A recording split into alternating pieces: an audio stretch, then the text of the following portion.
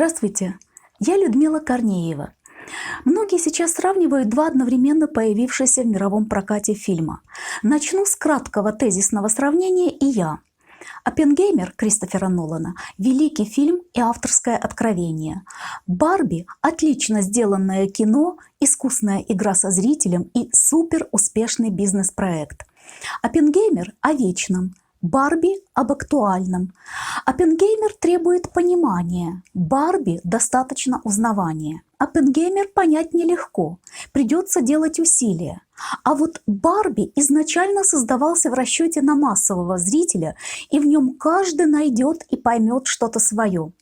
«Оппенгеймер» войдет в историю кинематографа. «Барби», несмотря на блестящий кассовый успех, скорее всего останется модным продуктом года. Фильм сделает огромные сборы и уступит свое место в лучах славы другим качественно сделанным фильмам. Но сейчас в лучах славы и кассового успеха именно «Барби», и это достаточный повод обратить на кинокартину Греты Гервиг внимание. О чем фильм, для кого он и почему. «Барби» уникален тем, что рассчитан на самую разную публику и самые разные мнения. Первое и главное, что нужно понять о фильме «Барби».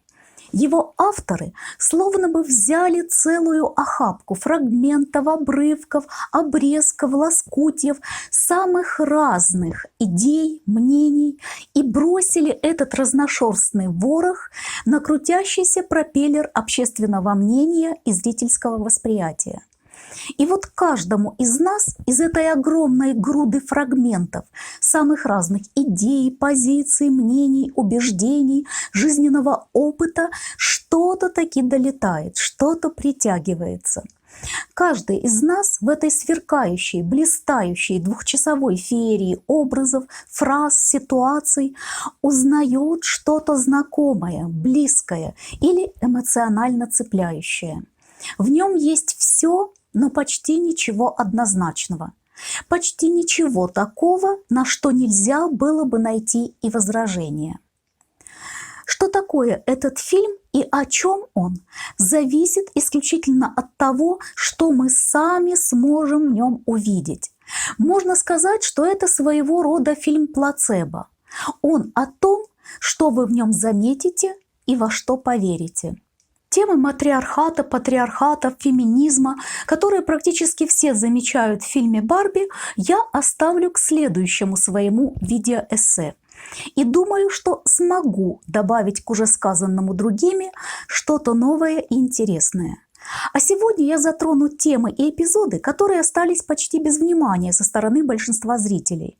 Это, во-первых, некоторые смысловые детали пролога с масштабной цитатой «Космической Одиссеи» 2001 года Стэнли Кубрика. Во-вторых, некоторые библейские мифологические мотивы в фильме. А еще затрону мотив обуви, который имеет и символическое, и прямое значение. Но прежде немного информации о самой кукле по имени Барби. Создательницей куклы стала Рут Хендлер в девичестве Москович. Еще в 1945 году Рут, ее муж Эллиот Хендлер и его приятель Гарольд Мэтсон организовали компанию Mattel. Начинали они в гараже, как это нередко бывает даже с большими и известными в дальнейшем брендами. Название кинокомпании было составлено из имен Мэтт, так друзья звали Гарольда Мэтсона, и Эл, сокращенное от имени Эллиот. Впрочем, Гарольд Мэтсон очень скоро продал свою долю супругам Хендлер, и фирма на некоторое время стала семейным бизнесом. Вначале Mattel изготовляла рамы для картин. Затем из оставшихся обрезков они начали делать игрушечную мебель. А затем в ассортименте продукции появились и игрушки, в том числе куклы. Прообразом куклы Барби стали женские силуэты, которые девочки многих поколений вырезали из плотной бумаги или картона. Сама бумажная фигурка, обычно высотой около 20 сантиметров, рисовалась одетой в купальник. Но главным содержанием детской забавы было создание для этих бумажных кукол нарядов. Предметы одежды крепились на бумажную фигурку куклы с помощью специальных загибов. Это было не только увлекательное, но и очень полезное для девочек занятие. Оно развивало фантазию, вкус, умение сочетать цвета, создавать комплекты. Рут Хендлер обратила внимание на игры своей дочери Барбары и ее подружек с такими куклами. И у нее возникла мысль сделать настоящую объемную куклу для таких игр, с настоящим, сшитым, а не нарисованным гардеробом. Идея дозрела окончательно, когда во время путешествия в Европу Рут увидела там немецкую куклу Лилли. Впрочем, Лилли была совсем не детской куклой. Ее прообразом стала девушка из комиксов для взрослых, которые печатались в популярной немецкой бульварной газете «Бильд». Создателем образа Лилли был немецкий карикатурист Райнхард Бойтин. Популярность этого двусмысленного женского образа привела к созданию на его основе и куклы для взрослых. Лилли производилась в качестве некого пикантного сувенира для мужчин и продавалась в табачных и сувенирных киосках. А еще интересно, что в 1957 году на экраны даже вышел фильм «Лилли. Девушка из большого города». Роль Лилли исполнила в нем датская актриса Энн Смирнер, которая была, по общему мнению, фантастически похожа на пластиковую красавицу. Так что Барби, можно сказать, идет по следам Лилли.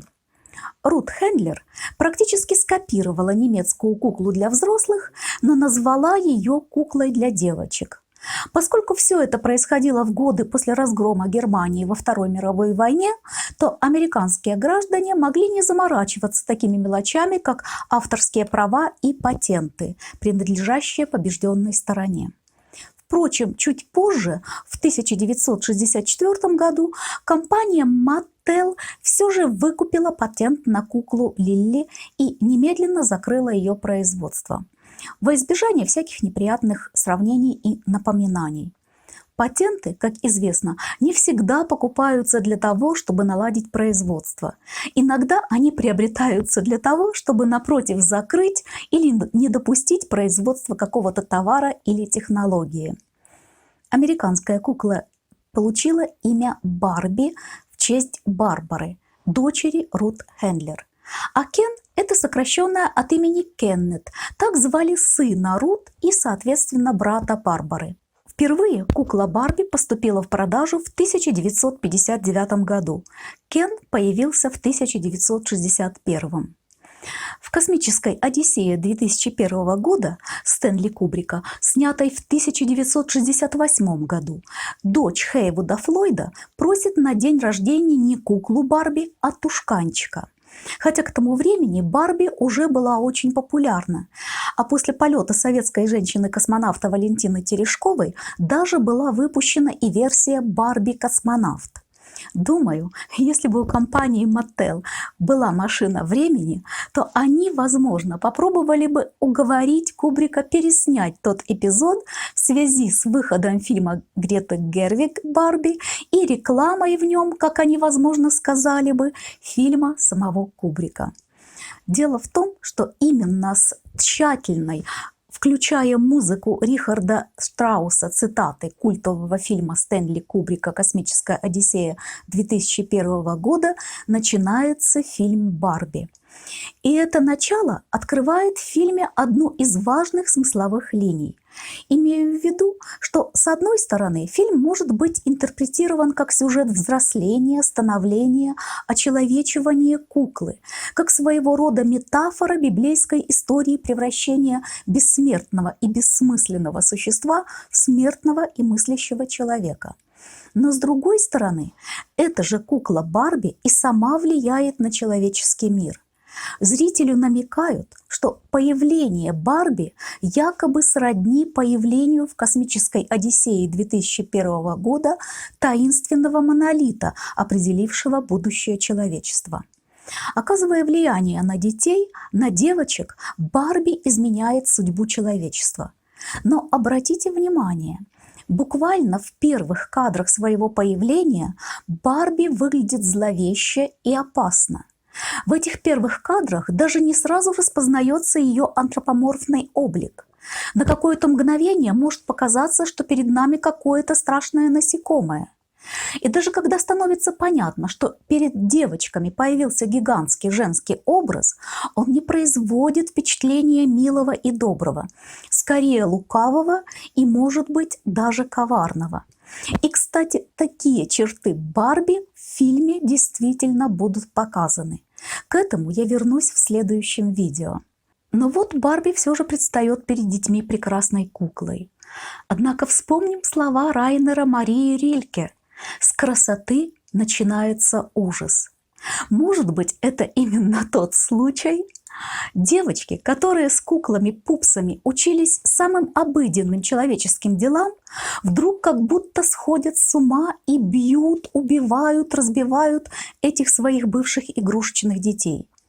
Впрочем, в прологе фильма девочек показывают угрюмыми и бесчувственными еще до появления Барби. Кто и где видел таких играющих девочек?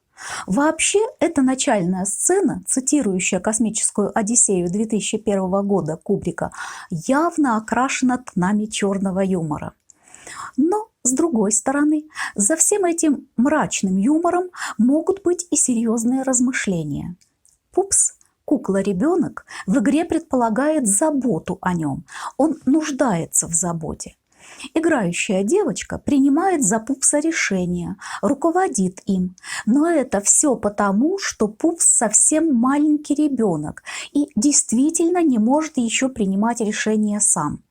Можно сказать, что, играя с Пупсом, девочка учится ответственности за другого. А вот Барби – кукла-женщина. Играющая с Барби девочка играет с ней как с подружкой или просто условным другим равным себе человеком, хоть и игрушечным, искусственным. Получается, что, играя с Барби, девочка руководит куклой без должного основания на свое лидерство, верховенство и право руководить. Только потому, что она может делать с куклой все, что угодно. Иными словами, девочка учится принуждать условно равного себе участника игры. Вот обратите внимание на эту разницу психологического опыта, приобретаемого в игре с малышом Пупсом и взрослой куклой. Таким образом, создатели фильма изначально дистанцируются от однозначности в оценках. На любой упрек в идеализации, наивности, легкомысленности ответом может быть отсылка вот к этому не такому уж доброму и оптимистичному началу фильма.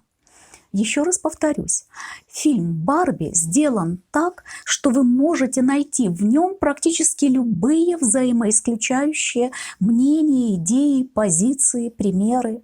Это сознательный и, судя по сборам, оправдавший себя прием. В фильме очень много незавершенных реминисценций, сложно улавливаемых аллюзий, отсылок на уровне намеков.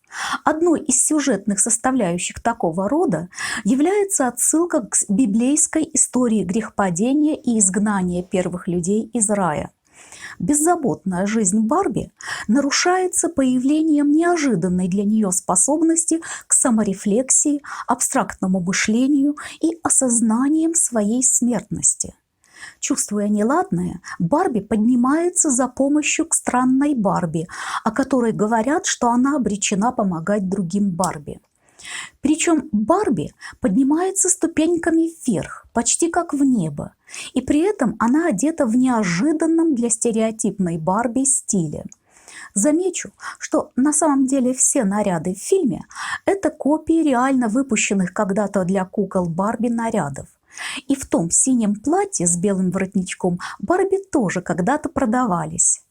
Однако для героини фильма смена стиля одежды не случайна и подчеркивает, что она направляется в некое иное смысловое пространство, предполагающее серьезность и требующее скромности.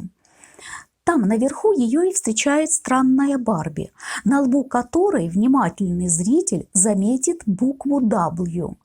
Именно с этой буквы начинаются английские слова wisdom – мудрость и wise – мудрый. Кстати, а почему куклы говорят «мы называем ее странной Барби» и за спиной, и в лицо? А потом еще и стереотипная Барби добавляет: но она такая странная, почему она всегда в шпагате? Причем же здесь шпагат? Возможно, что шпагат – это, как и буква W, метафора неких религиозных значений и символов. Ведь в английском языке split, шпагат, кроме акробатической фигуры, означает еще и раскол, расщепленность, разрыв, трещину. А вот слово «религия» состоит из частицы «ре», которая обычно обозначает возобновление, восстановление чего-то. Вспомним слова «ремонт», «реконструкция». И латинского же по происхождению слова «лига», означающего «связь», «союз».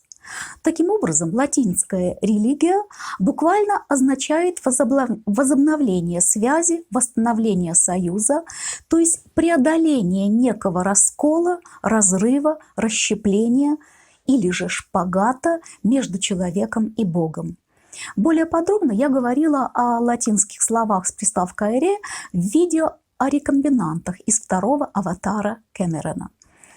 Возможно, в фильме «Барби» и действительно использована такая вот игра со смыслами и значениями слов.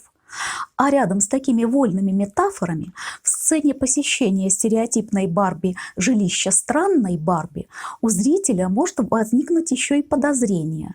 Уж не на плод ли познания должно намекать нечто, роняемое псом, который встречает Барби у небольшого пластмассового озера? Конечно, это допущение приемов кринж-комедии, то есть комедии, вызывающей неловкость. И, безусловно, этот образ пса Цербера явно принадлежит уже совсем другой античной мифической истории. Да и находиться пес, согласно греческим мифам, должен был бы в подземелье, а не наверху. Но это люди, переходя в иной мир, опускаются в древнегреческих мифах подземелья. А кукла вполне может и подниматься даже к уровню смертности, ведь переход между мирами – это ее очеловечивание. Ну и от небесного перейдем к абсолютно земному. Еще раз напомню, что в фильме «Барби» хватает всего и всякого. То, что мы замечаем в «Барби», зависит не только от самого фильма, но и от конкретного зрителя с его жизненным опытом, представлениями и убеждениями. Однако есть, по крайней мере, одна тематическая линия, которая подается в фильме, можно сказать, без вариантов. Вспомните сцену с выбором Барби между туфлями на высоких каблуках и обувью на плоской подошве. Как оказывается, предложение выбора было лишь иллюзией. Выбора на самом деле у Барби нет. К тому же странная Барби добавляет: «И на меня не злись, это все Маттел и их правила». Такой прием, кстати, называется разрушением четвертой стены. Это или обращение непосредственно к зрителю, или замечание, создающее связь между условностью происходящего на сцене, на экране и реальной жизнью. Тема обуви в фильме поднимается и символически, и в абсолютно прямом смысле. Вспомните, что утрата главной героини ее идеального образа, ее искусственного совершенства сопровождается в том числе и тем, что с ног Барби слетают туфли на высоких каблуках. Это становится проблемой. Вид женских ног в их естественном виде производит самое неприятное впечатление на других кукол. Вспомните их реакцию. Причем похоже, что утрата каблуков для самой стереотипной Барби неприятнее холодного душа, прокисшего молока и подгоревшего завтрака вместе взятых. Фраза Барби «мои ноги, мои пятки, они касаются земли» имеет двойственный смысл – и прямой, и переносный. На пути к своему очеловечиванию Барби действительно сходит и с высоких каблуков, и с пластикового песка Барбиленда на нормальную землю и касается ее всей стопой, что, согласитесь, естественно для человеческой физиологии. Но Барби очень непросто принять эти изменения. «Я бы никогда не носила эту обувь, будь у меня не такие ступни», говорит она, поднимаясь к дому странной Барби в туфельках на невысоком устойчивом каблуке. Но у людей именно такие ступни. И потому это естественно и удобно носить обувь без высокого каблука. Многие сейчас скажут: так высокие каблуки – это же красиво. Но красота в глазах смотрящего. Это наши традиции и установки, не более. Проведу параллель. У представителей европейской культуры из-за представлений о красоте принято удлинять женские ноги с помощью таких искусственных приспособлений, как высокие каблуки. У представителей некоторых африканских и азиатских племен тоже из-за представлений о красоте принято удлинять женскую шею с помощью металлических колец. Причем длинные ноги и длинная шея во многих культурах мира считаются красивыми. Но вот удлинение ног и шеи всякими искусственными приспособлениями практикуют не везде. И что занимательно, представителям европейской культуры обычно кажется странным и вредным искусственное удлинение женской шеи с помощью металлических колец. А вот представителям многих народов Азии и Африки не менее диковинным, чтобы не сказать диким, кажется хождение представительниц европейской культуры в неудобной и опасной для здоровья женщины обуви на высоких каблуках. Хотя на подиуме или в художественной фотографии и то, и другое может выглядеть действительно эстетично. Встречается немало других странных с точки зрения европейской культуры традиций красоты. Конечно, каблуки можно снять. Вот только нанесенный ими вред, а случается это, как утверждают медики, довольно часто, останется надолго, возможно, навсегда. Авторы фильма «Барби» тему женской обуви проводят довольно последовательно. От детской сандалии в прологе фильма, которая заменяет череп какой-то рогатой антилопы в фильме Кубрика, и до крупного плана удобной и комфортной обуви Барби в финале. Призыв фильма «Будь собой» предполагает в том числе и комфорт удобно всей ступней стоять на земле. В каком-то смысле это действительно показатель уверенности и самодостаточности каждой Барби. Всего доброго и до следующей встречи!